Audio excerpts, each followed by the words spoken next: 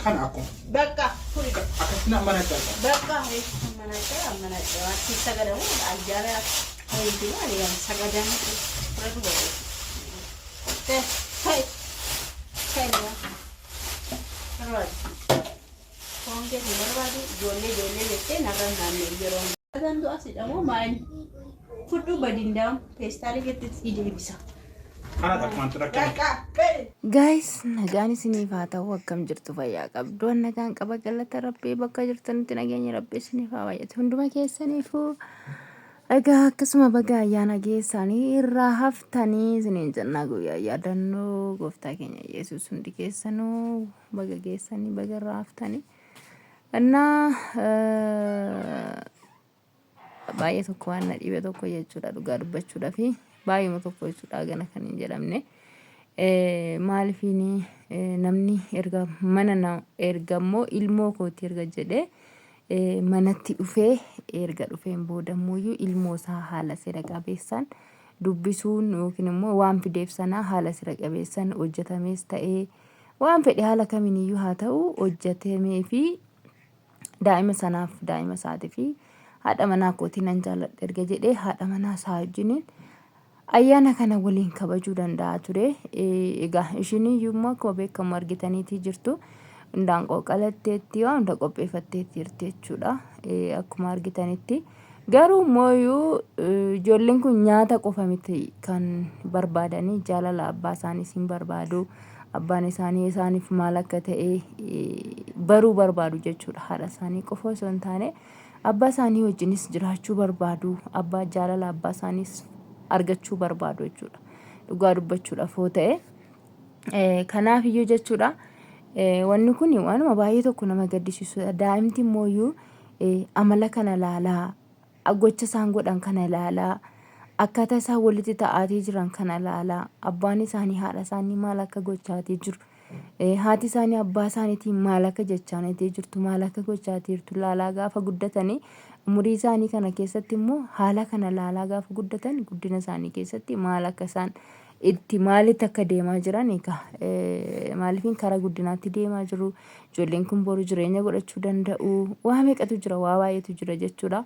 So ilaalchuma har'aa abbaan isaanii haati isaanii waliif qaban daa'imti kun qabattee raawwattee baate jechuudha.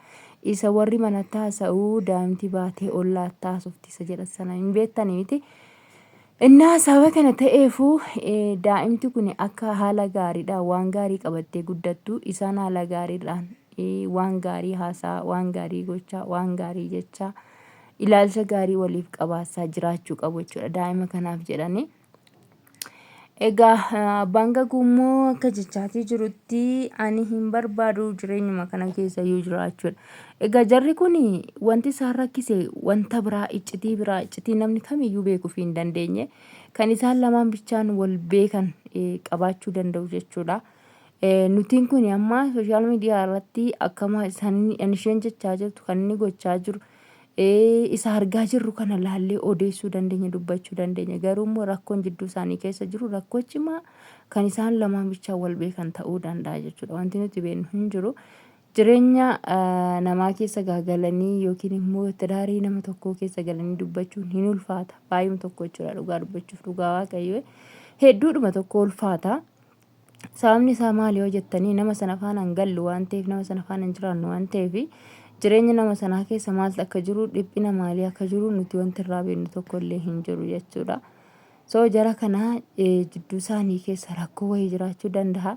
Egaa akkuma inni dubbatetti immoo waa'ee yuutuubii fi waa'ee tiiktookii dubbatee ture namni kun jechuudha yookiin immoo abbaan kakuu hinnaanani rafee hinnaanani gara manaatti galee ati yuutuubii qabattee teessaa yuutuubii irraa iyyitaa tiiktookii seentaa tiiktookii keessa deemtaa. Kanaaf iyyuu ani akka ati sooshaal miidiyaa irra deemtu akka ati sooshaal miidiyaa bantu taasumayyuu hin barbaadu. Akkuma ati callistee marattee teessuun barbaada jedheen. yuutuubiin hojiidha jechuudha. Hojii kamiyyuu Itoophiyaa kana keessatti dhugaa waaqayyoo dubbachuudhaaf yoo ta'e jechuudha. Yoo Itoophiyaa kana keessatti hojii yookiin faafrikaa tokkoon galee hojjedha yoo jette ji'aatti yoo argatte yookiin birrii 10,000 yookiin 15,000 kana keessa jechuudha. kan saarbiisii hin citaa, kan waan ta'ee kan maalii siin jedhu kan maali wanni hin cinne hin jiru kana keessaa jechuudha. Inshuraansiin hin citaa wanti meeqa citee raawwatee kan nama harka gahu yoo ga'e 10,000 faafrikaa galtee isayyuu halkanii guyyaa hojjettee jechuudha.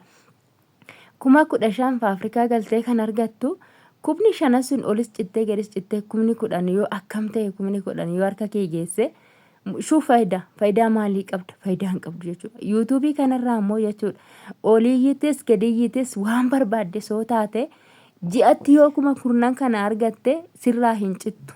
10,000 argatta yoo taate 10,000 keessaa kaashidhuma argatta jechuudha. 9,000 10,000 argadhu 15,000 argadhu ishee argattu sana kaashidhuma kee argatta jechuudha. Kan sirraa citu hin jiru. Kanaafiyyuu isayyuu immoo mana kee teessee ilmoo kee irra teessee mana kee keessatti waan barbaadde hojjetachaa osoo yaaddoo tokko malee ilmoon koo maal jalaa taati asiin na jalaa baatii achiin na jalaa baatii osoo hin jedhin osoo namatti ittiin kadhatin ilmoo kan keessatti otoo baatee irraa hin bulin mana kee teessee raawwattee yuutuubii kana hojjettee irraa argatte jechuudha. Jiraan amma maaliif yuutuubii hojjettaa jedhaan fayyoodhan. Yuutuubii hojjechuun ishiiyyuu natsaa miti kan baatee asirraa iyyitu jechuudha. Namni kamiyyuu natsaa miti kan bahee asirraa iyyu maallaqa itti argata waan ta'eef waan maallaqa argatuuf jechuudha. Maallaqni sun immoo lafaa namaaf hin dhuftu. Amma immoo warri dhiiraa kuni dhugaa waaqayyo jechuudha. Namni tokko kamiin keessaniyyuu soba jedha. Ijoollee warri dhiiraa jechuudha warri tidaarii godhatanii jiranii haati manaa isaanii teessee oolma deebitee raawwatte harka isaanii bichaa eegdi yoo taate gadi jedhi mataa irratti si fincaa'aa jedhuun sababni isaa maa inni ol deebite harka isaa eegdi waan ta'eef jechuudha. Gaafa sana maal jedhamti hin abaaramti hin xiqqeeffamti harka isaatti bulti waan ta'eef waan ofiishiitii barbaaddu godhachuu hin dandeessu. Waan yaada ishii godhachuu hin dandeessu. Waan yaada ishii uffachuu hin dandeessu. Osuma amma keessi ishii waanuma ta'e waan xiqqashoo ijoollee daabboo bituudhaaf jechuudha. Gadi baatee daabboo xiqqishuu bituudhaaf birrii 10 nuun argattu jechuudha. Yoo bitame daabboo tokkotti birrii 10 yoo bitte abbaan birrii 10 nama tokko hin qubsu. Daa'ima xiqqashuu hin qubsu jechuudha nama jabaa dhiisati. Kanaafiyyuu namni tokko gadi ba'ee waa bitachuudhaaf maallaqa harkaa qabaachuu barbaada. Maallaqa harkaa qabaachuun kan keemmoo gaafa hojii qabaattedha. Garuu teessee raawwattee harka namaa eegda yoo ta'e keessattuu teessee harka abbaa manaa keetii eegda yoo ta'e teessee harka dhiiraa eegda yoo taate jireenya hin qabdu. Ati gaafa sana macarrashaa sa'uudha jechuudha. Macarrashaa namaati. Gadi deebituu namaati jechuudha. Kanaafiyyuu jechuudha mucaan kun tattaafachuun ishii asii achi fiiguunsi as deemtee achi deemtee tiiktookii irras dhattee bakka barbaadde dhattee hojiidha mucaan kun kan hojjetaa jirtu malee waan biraatii miti jechuudha. Namni kamiyyuu immoo kunoo inni kun tiiktookii dhiisee waan fedhe dhiisee bakka barbaade waan fedheen bahee garanaan bahee garasiin bahee raawwateeti kan maallaqa argatu. Kanaafiyyuu jiraan hin dogoggora.